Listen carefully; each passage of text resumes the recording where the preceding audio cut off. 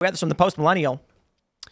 Independents favor Trump by 12 points despite guilty verdict. INI and TIPP poll. Trump leads Biden 38 to 26% among independent voters. And I tell you what, I imagine that come election time, it's going to shift even more in favor of Trump. According to a recent poll by Issues and Insight, TIPP, Trump made gains against Biden in the court of public opinion despite being found guilty in the NYC falsified documents case. Among independent voters, Trump leads Biden with 38 to 26 going into June. The national poll was conducted between May 29th and 31st of 1,675 registered voters with a margin of error of 2.5%.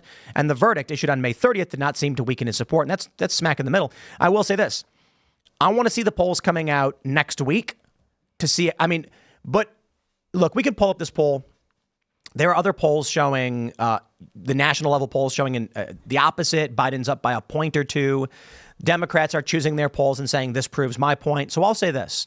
Maybe this one poll, we don't know if it means anything. It's a poll that came out. Of course, we like it because it favors, how we see the world. Money talks.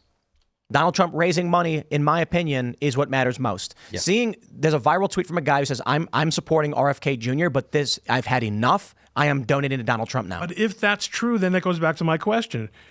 At some point, the Democrats have to say, yes, we're motivated by irrationality and hatred, and it's our brand to be anti-Trump. But when they look at the numbers, shouldn't someone say, the more, and I've got an answer, it's a rhetorical question, the more we jack it up, the worse it gets for us, the more money. The answer is, these are the same people who say, the more we do stupid policy X and the worse the results are, means we're not doing it enough. Minimum wage is killing jobs. It's because it's not high enough. Yep. It should be $50, remember, in California?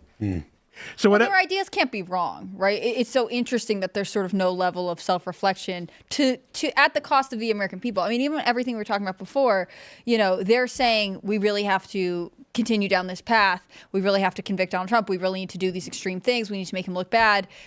Even though independent voters are like, no, that's not working for us. They're like, no, we'll just continue. We'll continue down this. This is the only way forward. And eventually they'll bend to our will. Like, that's the party's narrative, which is bizarre. I still strongly believe that they look at this like we've set this in motion and we don't know how to stop it. I think that that's really the situation, because as things do degrade, they're noticing. They have members leaving. Manchin resigned. Like, you have people on CNN specific coming out and are really well respected people too. Like someone like Fareed Zakaria is looked at as really well respected on CNN. So and to the viewers. So someone like that coming out and articulating very openly that this is a political persecution. The only reason Donald Trump is being attacked or being prosecuted is because of his name, because he's Donald Trump.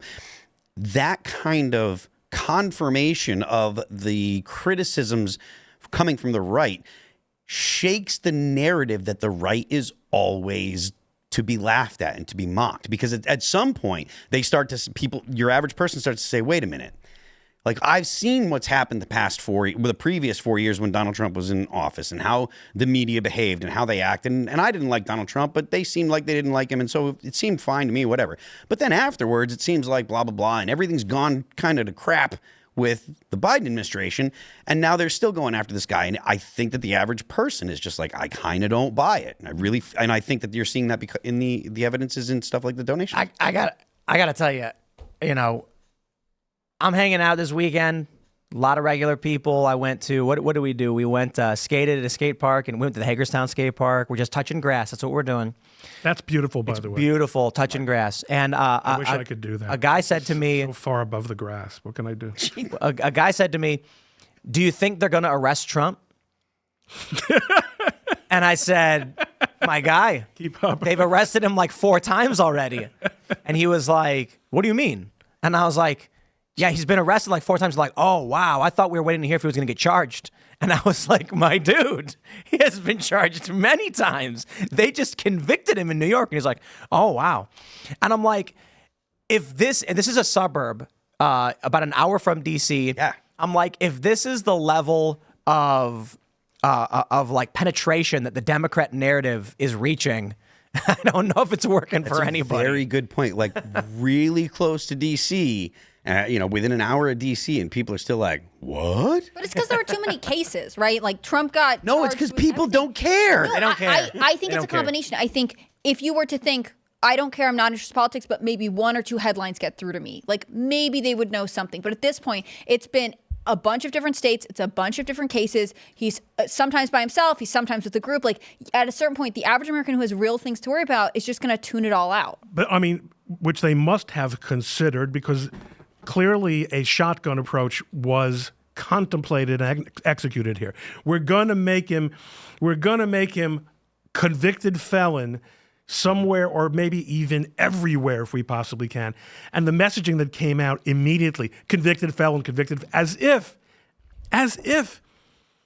that, like, the irony is they've destroyed mores and norms, but then they expect people, and they can get this from the likes of the corporate media, but outside of the corporate media and a few smooth-brained Republicans, to be fair, what they expect is for people to say, well, according to our traditional conceptions, who could possibly vote for a convicted felon? Like, they don't see that they've completely destroyed the moral and cultural premise that they're trying to leverage. My favorite thing is you had who was it who said they wanted a list? It was a The Federalist. Yeah. Yeah. Sean Davis? Is that his name? No. Sean? Mike Davis. No, the Federalist CEO. His name is Sean. I'm forgetting. I'm blanking on his last name. But he said, make a list of. Sean. He's Sean Davis. Yeah. It is Sean Davis. He said, make a list of the Democrats who should be arrested and charged. He's. But I agree, and my point was, and I said this: we will investigate where there are crimes. We will criminally charge. Where there are charges, there will be trials. And where there are trials and we see convictions, we will then imprison the people who've broken the law. Who's we? We the people. Okay. State. Okay, so sit down. I've got something to tell you. And it's going to make you sad.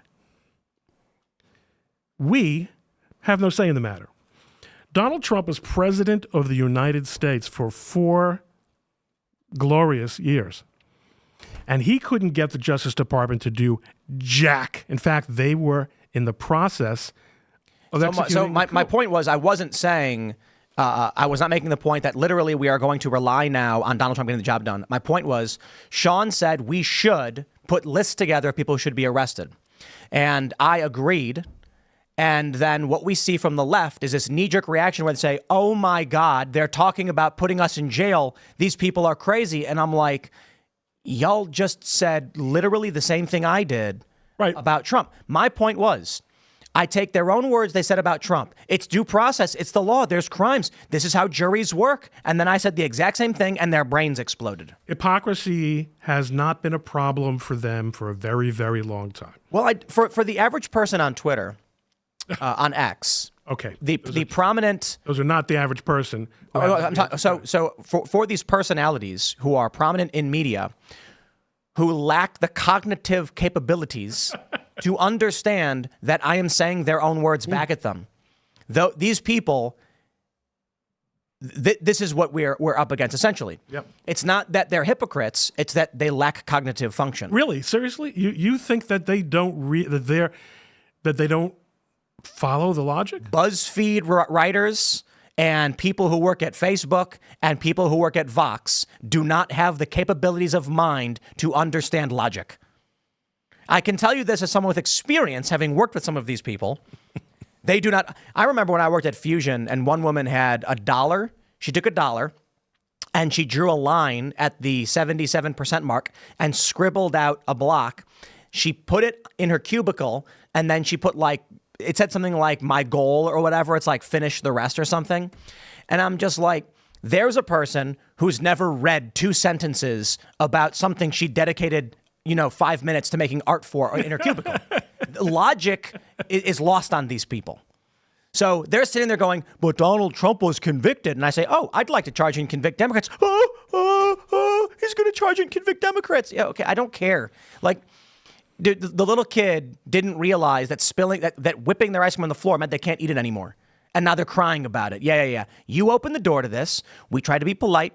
You open the door stays open. That's where we go. Do you agree with Tim that people that anyone could actually get a driver's license, register to vote, buy groceries every week, and not have the cognitive capacity to understand? Because I think let's put it this way. I think short of saying that they're sitting there and saying I'm being a cynical SOB and I'm Snidely Whiplash, what I think is equally possible is that they are in a sort of psychological emotional denial loop. That's what I think it is. It's cognitive dissonance. Right. So it's not cognitive malfunction, or I guess dissonance is a kind of malfunction. Because I think this is what you find when you try to engage any of these people. This is what you're referring to, Tim, right? When you try to have the conversation with them, they short out. Well, right. It's a developmental disability. I mean, I'm not trying to be mean or make a joke. I mean that literally. So we're looking at. I see a lot of young people posting their TikToks, and they don't understand how to succeed and survive. They don't understand how to generate wealth. They don't understand markets. What's going to happen to a generation that can't figure out how to produce things of value to exchange so they can get food and shelter? Communism. The Visigoths will find employment for them. They will scream, I demand the government do it for me, because they don't know how to do it. And the problem is not that these individuals were, I should say, it is a problem to a certain extent that they were indoctrinated by communists. But that was only possible because the previous generation did not properly equip them as children and teach them and develop the neural pathways required. That's my generation, by the way. By the time you're in your mid-20s, the likelihood that these developmentally stunted people are going to figure it out on their own is close to zero. They can be so, imagine overnight we erased human civilization. What do you think would happen? Like, just humans are all standing there in their clothes with their watches and their phones, and they're in the woods. I'll tell you what's going to happen. Majority of rural conservatives aren't going to notice. Maybe not a majority, a large portion. Let's say a large portion of rural conservatives don't notice. A week goes by and they go, hey, wait a minute. The market's gone. People in the cities are beating each other to death and drinking their blood within 2 or 3 days. Not an exaggeration. Yeah. Where are they getting water from in New York? They don't know. And there's way too many people for that water distribution. They don't even know water comes from a cow. That's right. They don't know what I tell you, this is crazy. This is crazy. I grew up in a Great Lakes state. We know exactly where our water is coming from. We know where the water, because you do. It's like, there's the lake. And it's a big issue that the lake gets depleted. So every year they say, oh, there's a big, they're restricting water use. They're telling everyone to calm down because it was X amount down. It needs to replenish. That's what you have to do. And there's a Great Lakes Coalition in trees. New Yorkers don't know where their water comes from. They could not tell you. They wouldn't be able to tell you. I knew one guy who told me once when I was there, I think he comes up north from the mountains, it pours down. So there's a natural pressure that they have that allows them to maintain their the water pressure up to a certain height in the buildings. Most people wouldn't know. Well, they also don't know why that water tower on the top of the building's up there. No idea. No, they have no idea. And so if civilization everyone woke up and it was just, we have erased all signs of human civilization, I would say the conservatives who live in the cities they'd be in trouble, but they'd probably be the first to flee. They'd have some general understanding. Conservatives in rural areas overwhelmingly would be like, well, that's strange. And then they'd start building and putting things back together. And then there'd be a lot that would have no idea.